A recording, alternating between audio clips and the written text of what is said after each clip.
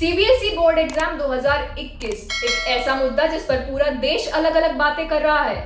जहां कुछ छात्र बोर्ड परीक्षा कैंसिल करवाने के पक्ष में हैं, कुछ ऑनलाइन परीक्षा करवाने के पक्ष में हैं, वहीं कुछ ऑफलाइन परीक्षा करवाने के पक्ष में। और यही हाल है अध्यापकों का, मुख्यमंत्रियों का और सरकारों का।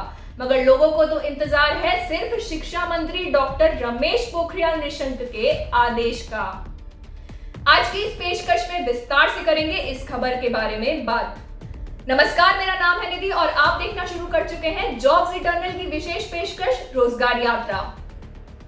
सबसे पहले बात करते हैं आज की सरकारी नौकरियों की। उत्तर प्रदेश बाल विकास सेवा और पुष्टाहार विभाग में anganwadi worker, mini anganwadi worker और आंगनवाड़ी हेल्पर के 53,000 से ज्यादा पदों पर भर्ती के लिए नोटिफिकेशन जारी किया है। इन पदों के लिए योग्य महिला उम्मीदवार ऑनलाइन आवेदन कर सकती हैं। ऑनलाइन आवेदन करने की आखिरी तारीख 6 जून तय की गई है।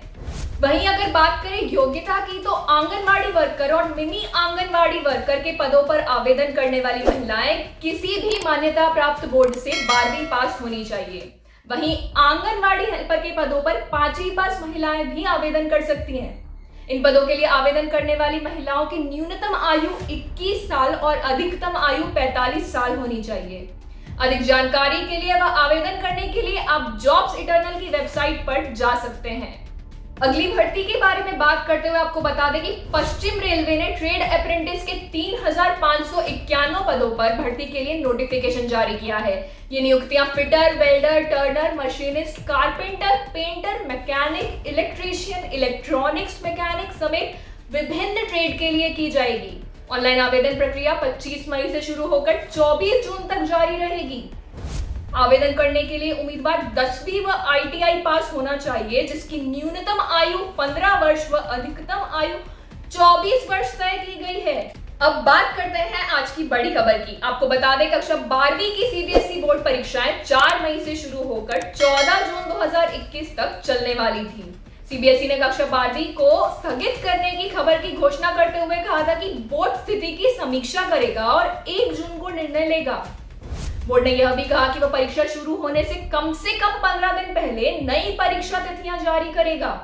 इसीलिए केंद्रीय माध्यमिक शिक्षा बोर्ड कोरोना से उत्पन्न स्थिति की समीक्षा कर रहा है और 1 जून को कक्षा 12वीं की बोर्ड परीक्षा आयोजित करने का फैसला करेगा।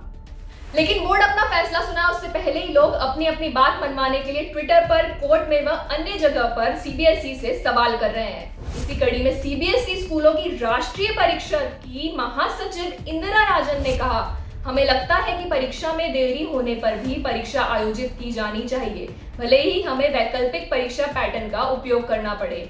वहीं जनरल सेक्रेटरी ने कहा, परीक्षा आयोजित करने का निर्णय छात्रों और अभिभावकों दोनों की चिंता का समाधान करेगा। कई छात्र ऐसे हैं जो 12वीं के बाद अच्छे प्रोफेशनल इंस्टीट्यूट में दाखिला लेना चाहते हैं। 18 मई को सीबीएसई कक्षा 12वीं की बोर्ड परीक्षा रद्द करने के खिलाफ सुप्रीम कोर्ट में जनहित याचिका भी दायर की गई है। याचिका में कहा गया है कि कक्षा 12वीं की परीक्षा एक छात्र के जीवन का एक अभिन्न अंग है और उच्च शिक्षण संस्थानों में प्रवेश के लिए महत्वपूर्ण है। वहीं बृहस्पतिवार को बंबई हाईकोर्ट ने महाराष्ट्र सरकार को जमकर फटकार लगाई और कहा कि वह शिक्षा व्यवस्था का मजाक बना रही है। कोर्ट ने कहा कि यदि सरकार 12वीं के 14 लाख बच्चों की परीक्षा करवा सकती है तो 10वीं के बच्चों की क्यों नहीं। कोर्ट ने यह भी कहा कि अगर परीक्षा नहीं होती है तो उन छात्रों के भी 90-95% नंबर आएंगे जिनके सिर्फ 45% आते थे। इसी सिलसिले में 12वीं बोर्ड परीक्षा रद्द करवाने के पक्ष में सुप्रीम कोर्ट की वकील एडवोकेट ममता शर्मा ने एक एक्शन प्लान भी तैयार किया है।